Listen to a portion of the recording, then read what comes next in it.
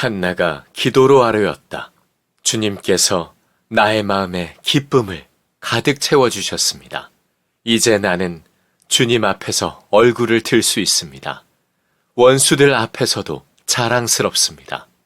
주님께서 나를 구하셨으므로 내 기쁨이 큽니다. 주님과 같으신 분은 없습니다. 주님처럼 거룩하신 분은 없습니다. 우리 하나님 같은 반석은 없습니다. 너희는 교만한 말을 늘어놓지 말아라. 오만한 말을 입 밖에 내지 말아라. 참으로 주님은 모든 것을 아시는 하나님이시며 사람이 하는 일을 저울에 달아보시는 분이시다. 용사들의 활은 꺾이나 약한 사람들은 강해진다. 한때 넉넉하게 살던 자들은 먹고 살려고 품을 팔지만 굶주리던 자들은 다시 굶주리지 않는다. 자식을 못 낳던 여인은 7이나 낳지만 아들을 많이 둔 여인은 홀로 남는다. 주님은 사람을 죽이기도 하시고 살리기도 하시며 스올로 내려가기도 하시고 거기에서 다시 돌아오게도 하신다. 주님은 사람을 가난하게도 하시고 부유하게도 하시고 낮추기도 하시고 높이기도 하신다. 가난한 사람을 티끌에서 일으키시며 궁핍한 사람을 거름더미에서 들어올리셔서 귀한 이들과 한자리에 앉게 하시며 영광스러운 자리를 차지하게 하신다. 이 세상을 떠받치고 있는 기초는 모두 주님의 것이다. 그분이 땅덩어리를 기초 위에 올려놓으셨다.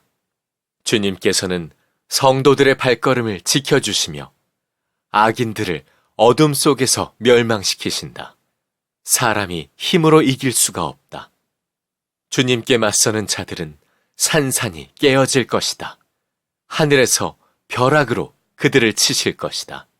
주님께서 땅 끝까지 심판하시고 세우신 왕에게 힘을 주시며 기름 부어 세우신 왕에게 승리를 안겨주실 것이다.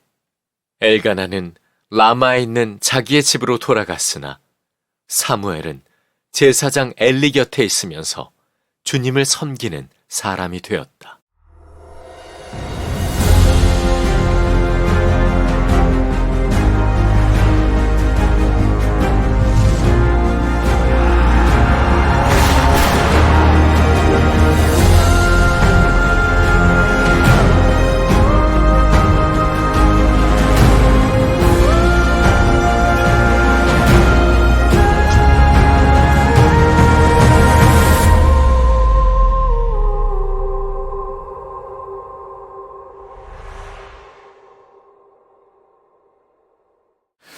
네, 오늘 우리 하나님 마음이 합한 사람 시리즈 3번째 시간이 되겠습니다. 한나의 노래, 역전의 하나님을 찬양하라 라는 제목의 말씀을 나누겠습니다.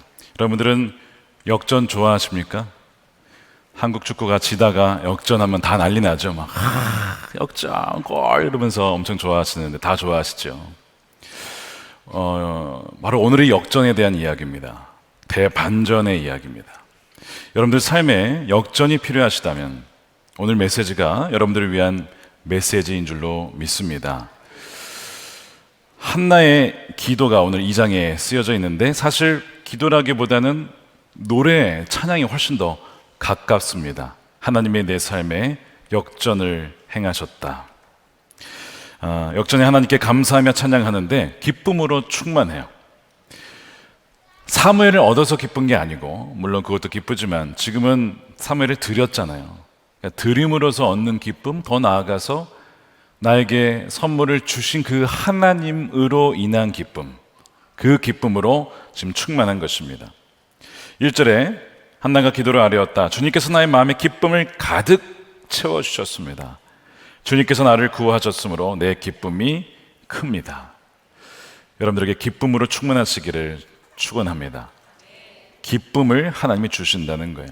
한나가 하나님을 새롭게 경험을 합니다. 단지 어떤 환경이나 조건이 좋아진 것만이 아니고 하나님 때문에 찬양하는데 하나님을 뭐라고 또 계속해서 찬양을 하냐면 2절에 주님과 같으신 분은 없습니다. 거룩하신 분은 없습니다. 우리 하나님 같은 반석은 없습니다. 이 거룩하다는 것은 이 카도시라고 하는 히브리어는 구별되다라는 거예요. 하나님과 우리는 완전히 차원이 다른 분이십니다. 그분은 창조주시고 생명의 근원이시고 또한 유일한 공급자이십니다. 그 하나님을 한나가 경험을 하고 하나님을 찬양하는데 내 삶의 역전을 일으키신 하나님을 이제 여러 가지 표현을 통해서 드러냅니다. 그것이 5절이에요. 한때 넉넉하게 살던 자들은 먹고 살려고 품을 팔지만 굶주리던 자들은 다시 굶주리지 않는다. 자식을 못 낳던 여인은 7이나 낳지만 아들을 많이 둔 여인은 홀로 남는다.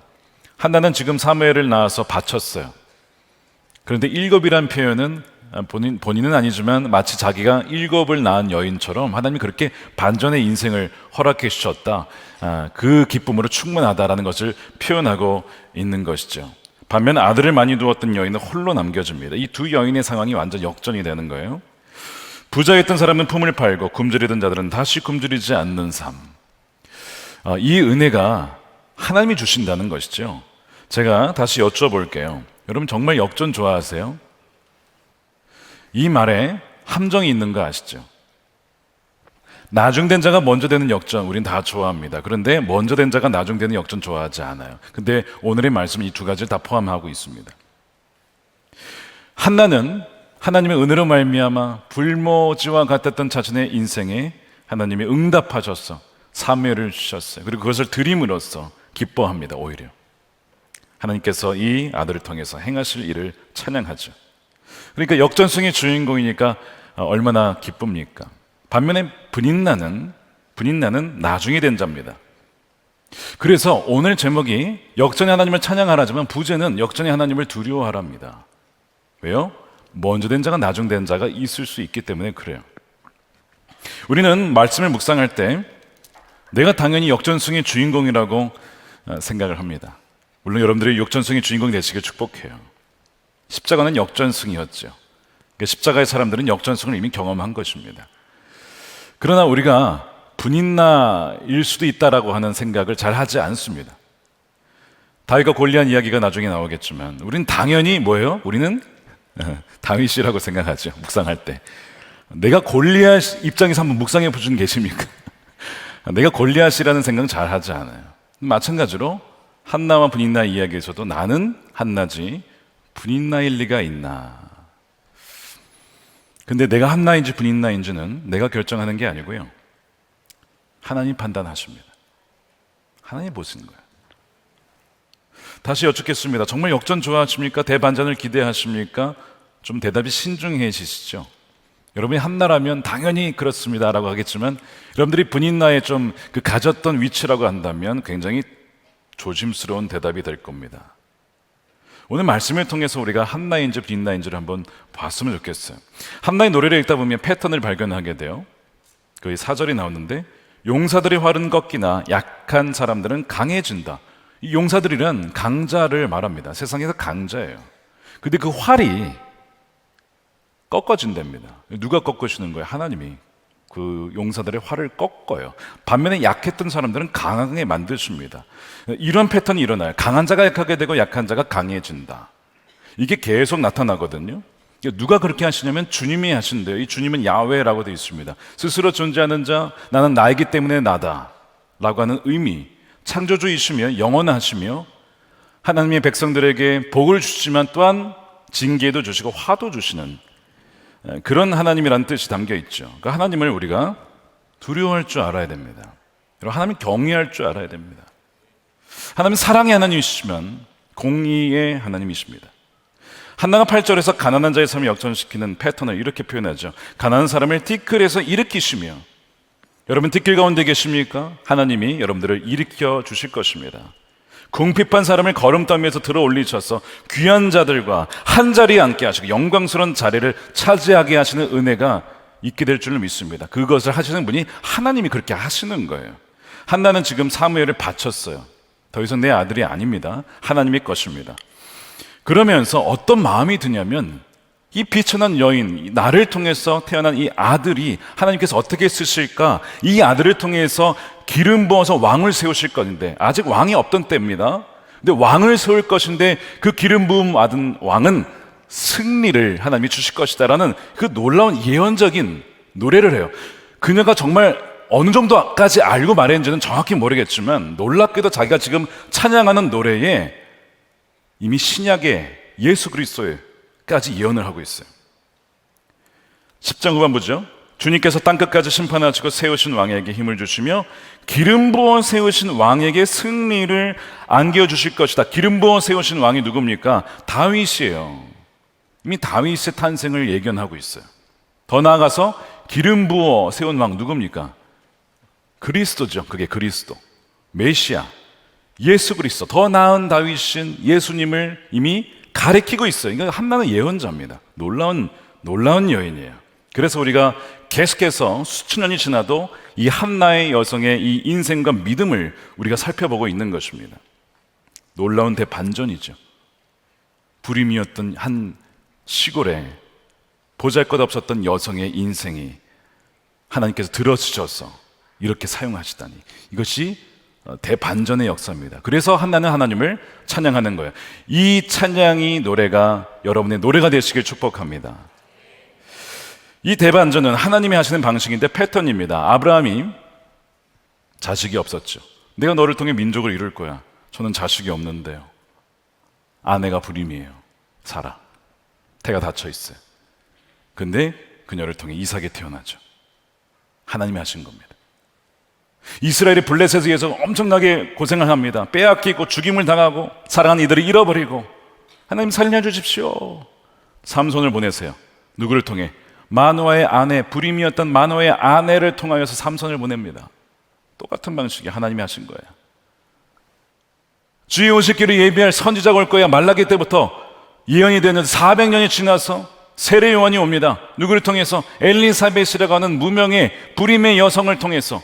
그 태에 세례 요한, 여자가 낳은 자 중에 이보다 큰 자를 볼 수가 없다 라고 하는 그 세례 요한이 그 여인에게서 태어나게 돼요. 성경의 역사가 쭉 이런 내용입니다.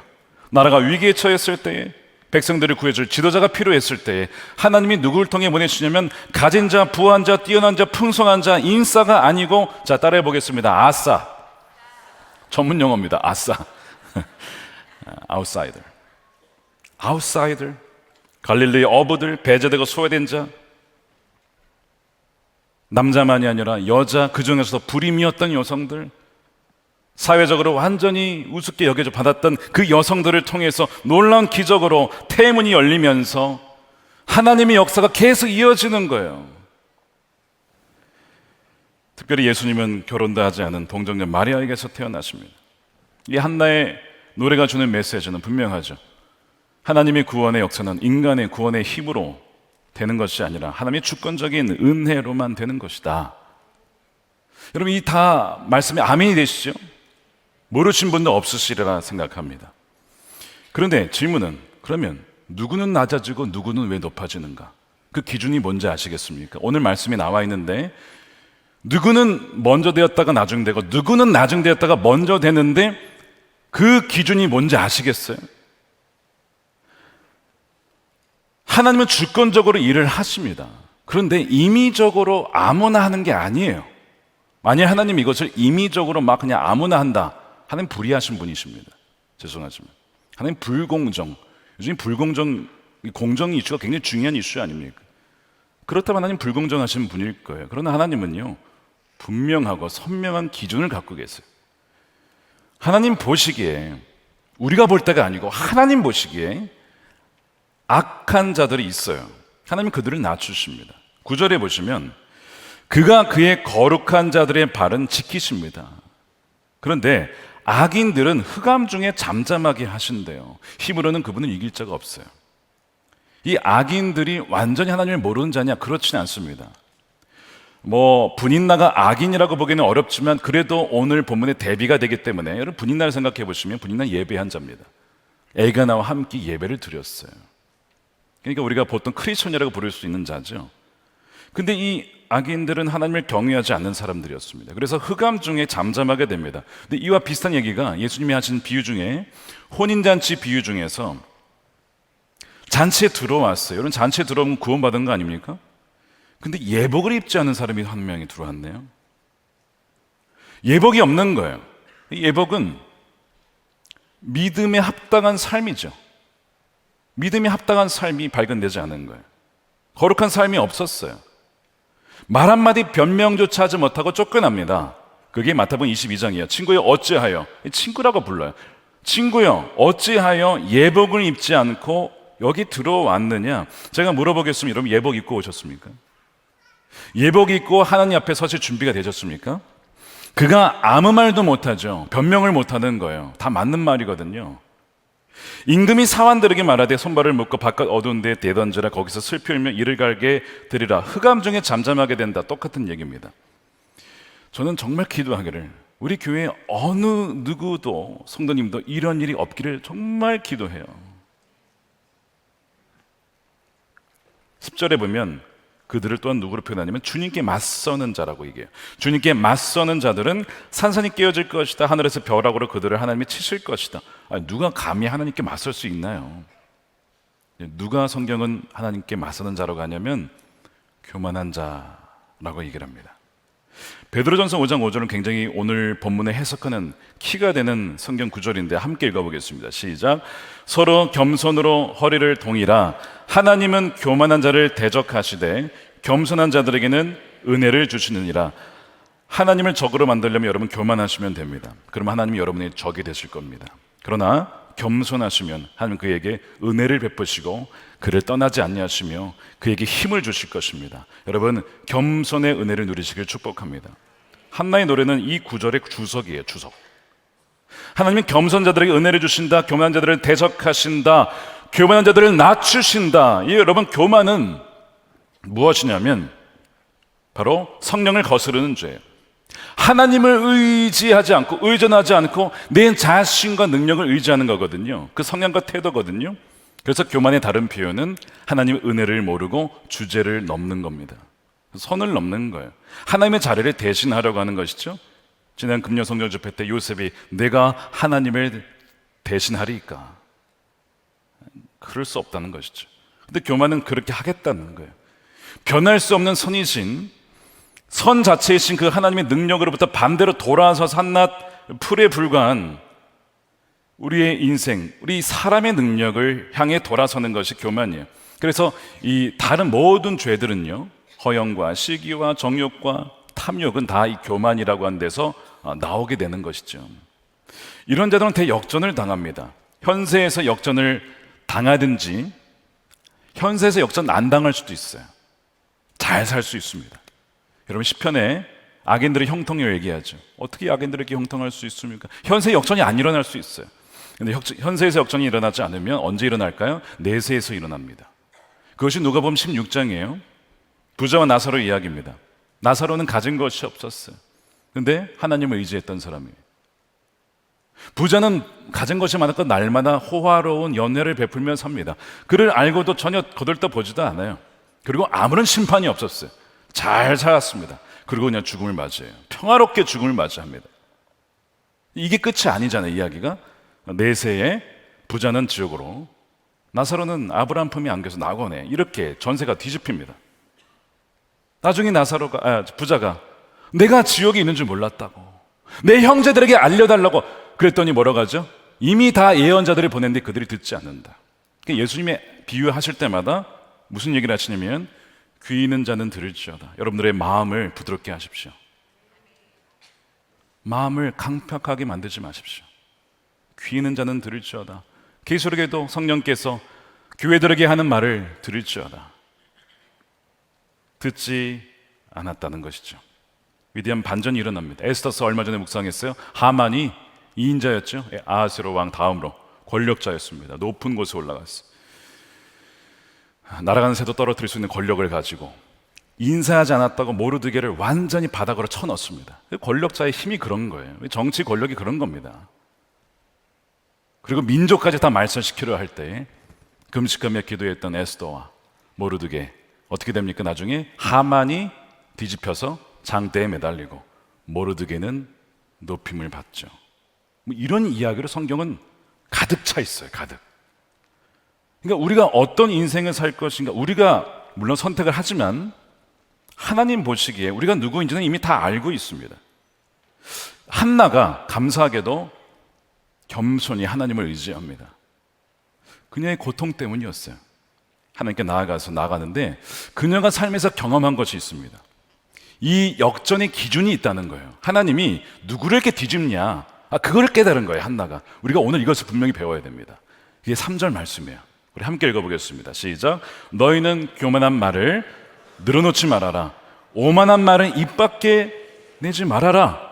누가 나중될 자가 될 것이냐, 먼저 되었다가 나중될 자가 될 것이냐, 흑암에 조용히 이르갈 자가 될 것이냐, 바로 교만한 자인데, 그럼 누가 교만한 자냐?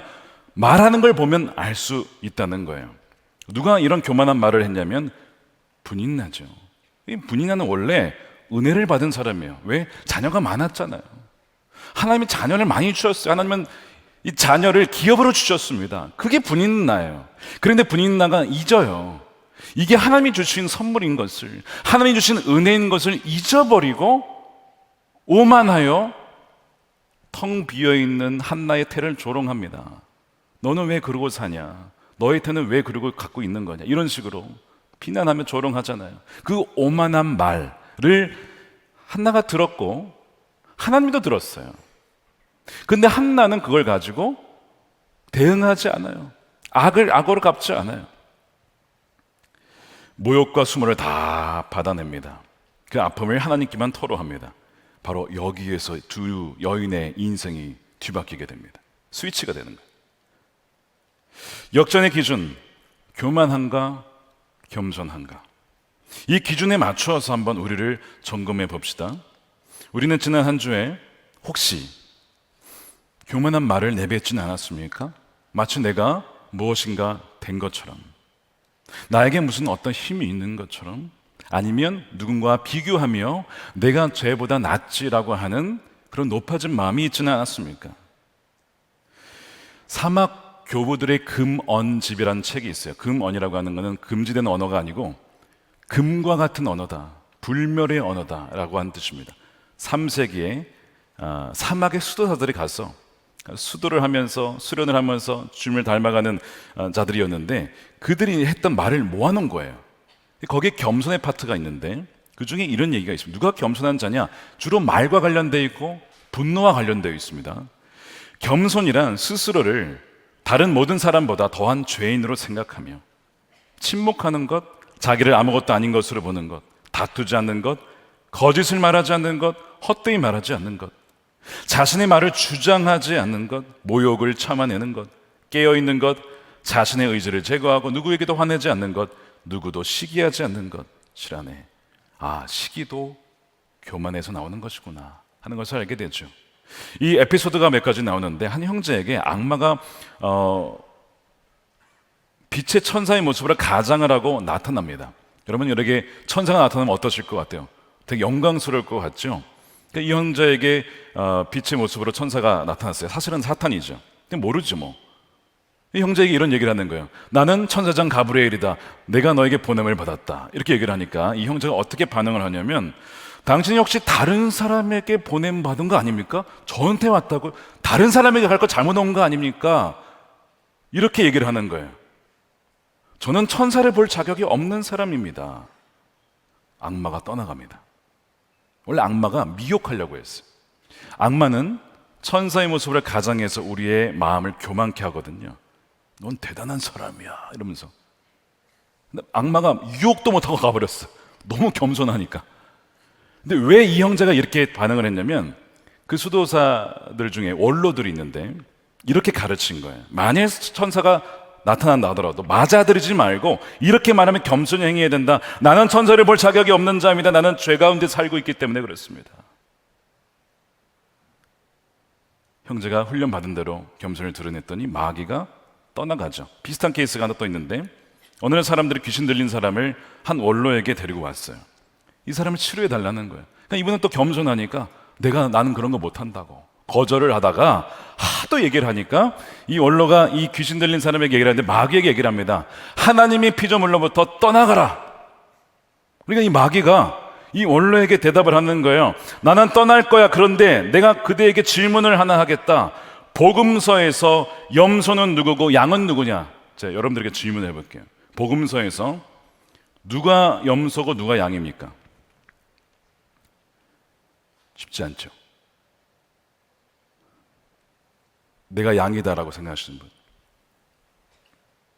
이분이 이렇게 대답합니다. 염소는 나다.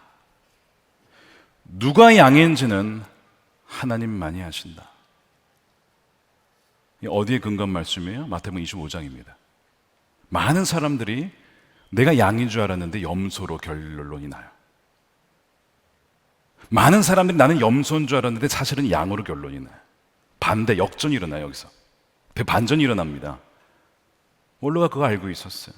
나는 이 염소와 같은 자입니다. 나는 늘 하나님을 들이받는 불순종의 사람입니다. 누가 진짜 양인지는 하나님이 아십니다. 마귀가 큰 소리를 지르며 봐라, 그대의 겸손 때문에 나는 떠난다 하면서 떠나가는 거예요. 마귀는 절대로 겸손한 자를 이길 수가 없어요. 왠죠? 아까 말씀 읽었죠? 겸손한 자에게 뭐가 있어요? 하나님의 은혜가 충만하니까, 하나님이 그와 함께 하시니까 마귀가 건드릴 수가 없는 겁니다.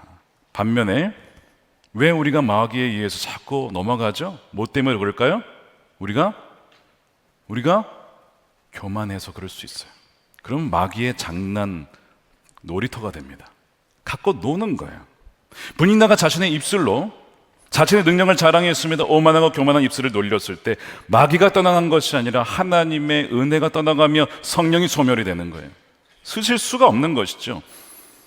그러나 한나가 어떻게 했습니까? 분인나로부터 온갖 조롱과 괴로움을 당할 때 오히려 그녀는 그럴수록 침묵하며 그 모든 아픔을 가지고 하나님께 나아가 겸손해지는 거예요. 그 고통 때문에 오히려 더 겸손해지는 거예요.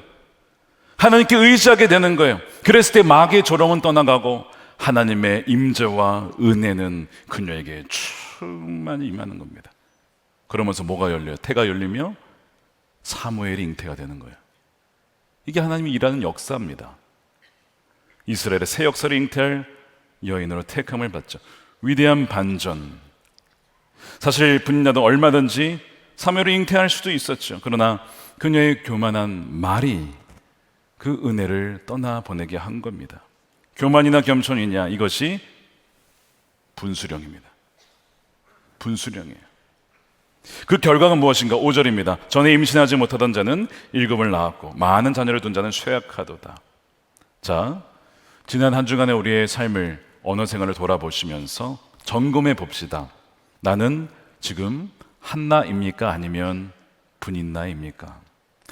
나는 양입니까? 염소입니까?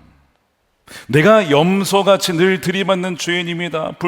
불순종하는 자입니다 라고 여기는 자는 사실은 양이고, 양같은 의인이라고 여기는 그 자가 사실은 염소라는 거예요.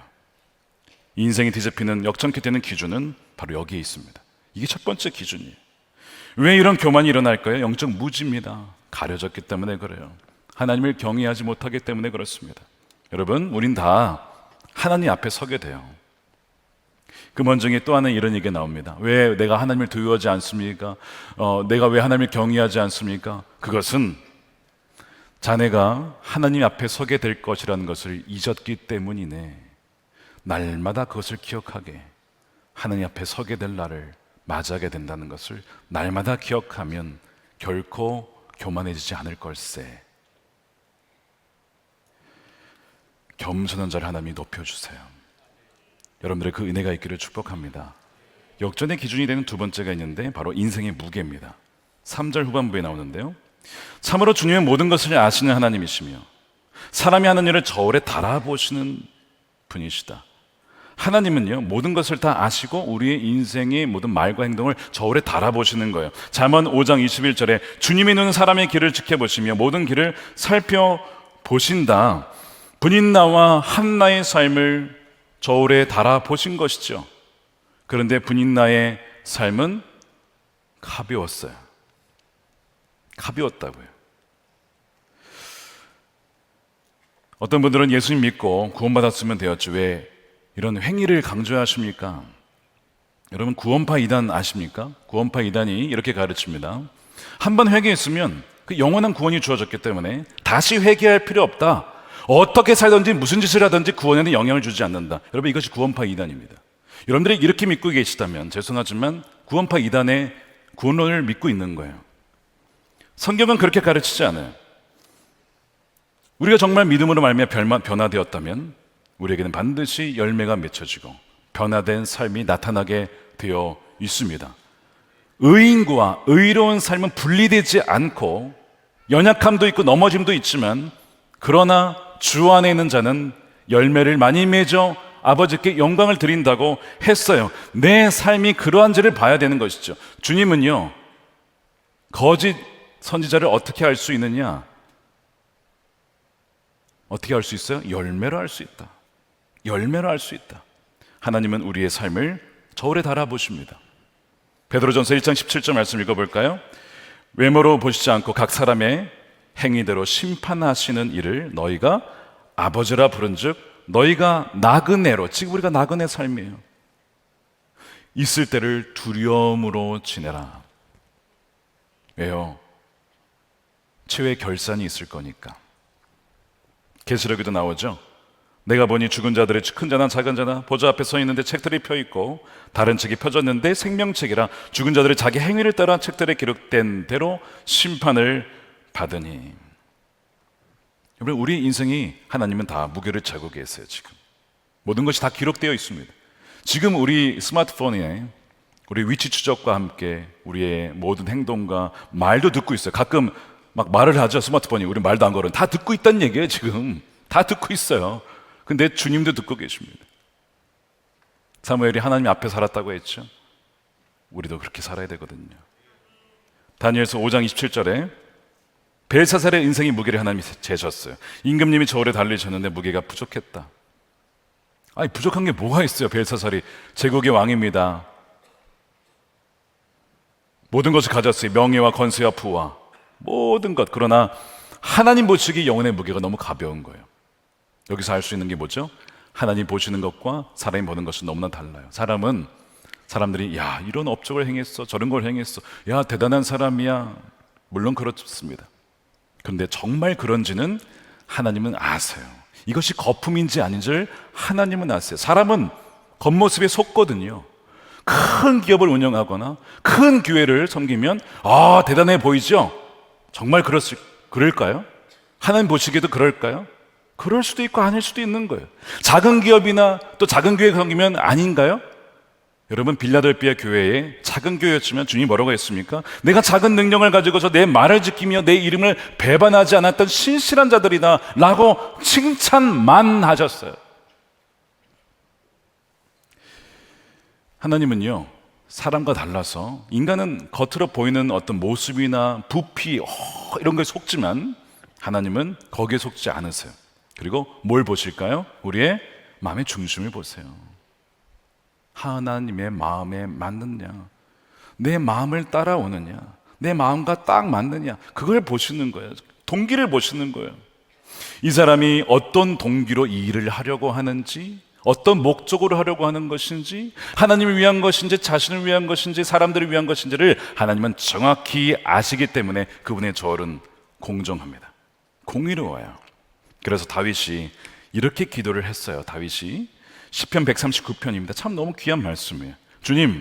주님께서 나를 샅샅이 살펴보셨으니 나를 환히 알고 계십니다. 내가 길을 가거나 누워있거나 주님께서는 다 살피고 계시니 내 모든 행실을 다 알고 계십니다. 하나님 나를 샅샅이 살펴보시고 마치 CT 촬영하듯이, 제가 얼마 전에 CT 촬영 받았거든요.